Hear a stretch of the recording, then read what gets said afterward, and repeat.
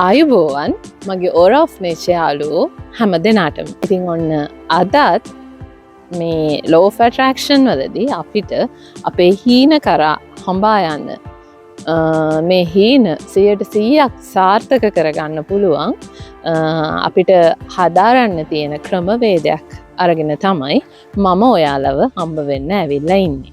මේ law of attraction වලදී අපේ මේ හීන 100% අපිට ඉෂ්ට කරගන්න පුළුවන්. අපිට පුළුවන් නම් මේ visualization එහෙම නැත්නම් මේ චිත්ත රූප මවන එක හරියටම කරන්න පුළුවන්. ඒ කියන්නේ මේ චිත්ත රූප මවන එක තරම් ප්‍රබල ක්‍රමවේදයක් මේ law of attraction වලදී තවත් හොයාගන්න නැහැ.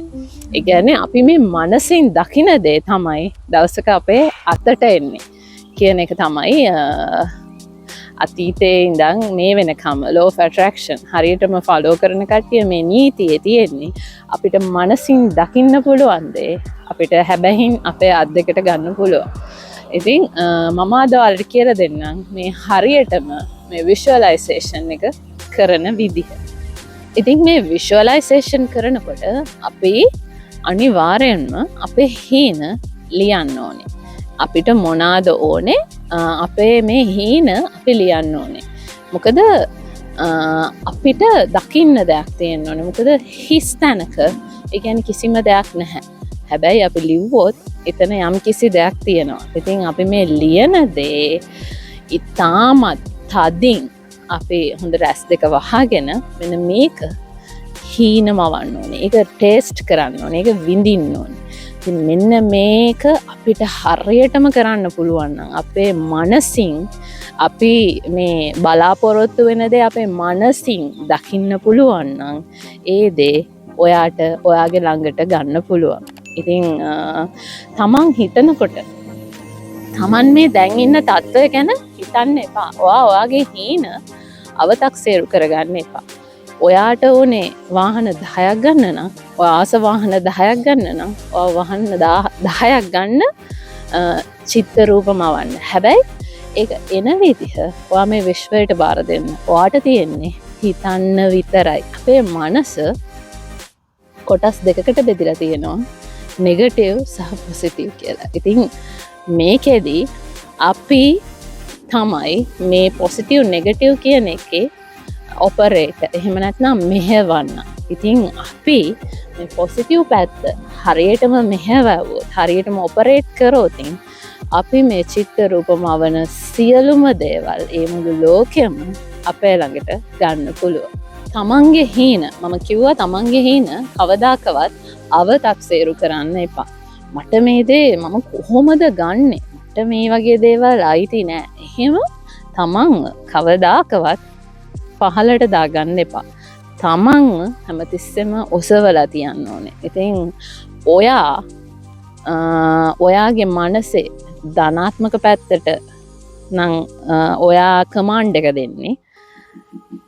ඒ අපේ ධනාත්මක කියන්නේ පොසිටිව් පැත්ත ඒකත් හරියට කම්පැනි එකක් වගේ. මේ අපේ මනස හරියට කම්පැනි එකක් වගේ. ඉතින් මේකේ අපි දෙන කමාන්ඩ් එකට අනුව තමයි අපේ සේවකයෝ වැඩ කරන්නේ. ඉතින් මම උදේම නැගිටලා පොසිටිව් කමාන්ඩ් එකක් දෙනවා නම් ඉබේම යන සිතුවිල්ල තමයි මෙයාට අද දවස පොසිටිව් විදියට ඉන්න ඕනේ. මෙයා අද බලාපොරොත්තු වෙන්නේ සතුටු දේවල්.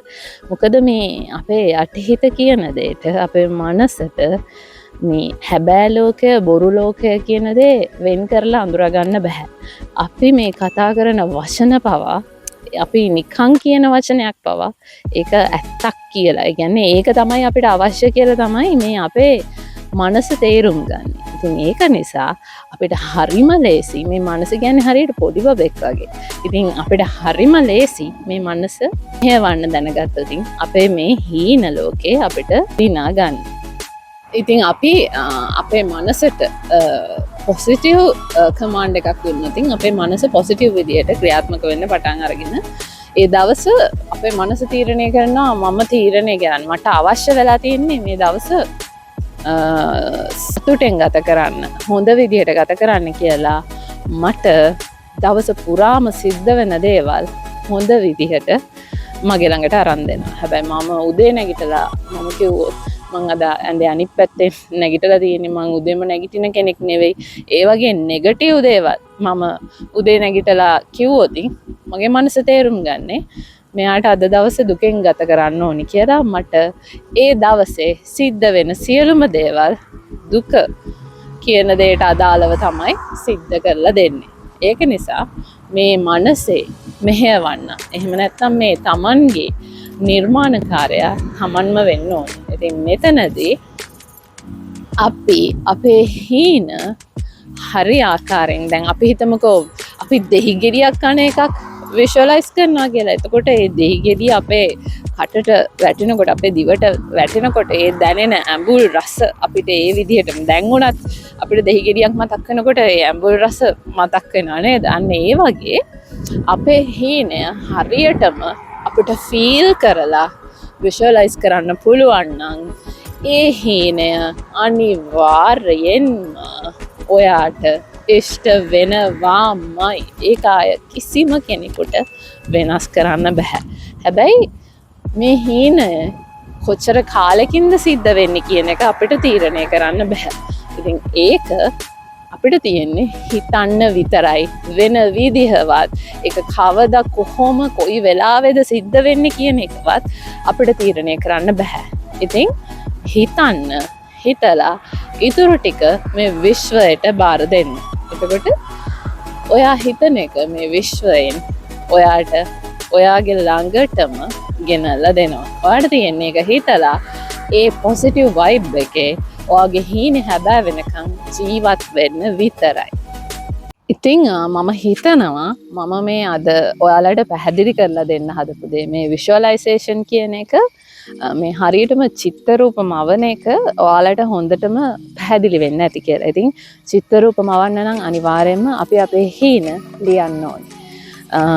අපේ හීන අපිට නිතරම පේන විදිහට කොහේ හරි අලවලා විෂන් බෝඩ් එකක් හදලා එහෙම නැත්නම් අපේ ෆෝන් එකේ වෝල්පේපර් එකට හරි කොහේ හරි කමන්නේ අපිට අර ඒ ෆීලිං එක දැනෙන්න අපි කැමතිම විදිහේ ගෙයක්, අපි කැමතිම වාහනය, අපි යන්න කැමතිම රට, අපි මොනවාම හරි ඒ බලාපොරොත්තු වෙන ඒ හීනේ අපි කොහේ හරි අපිට පේන්න තියාගන්න ඕනේ.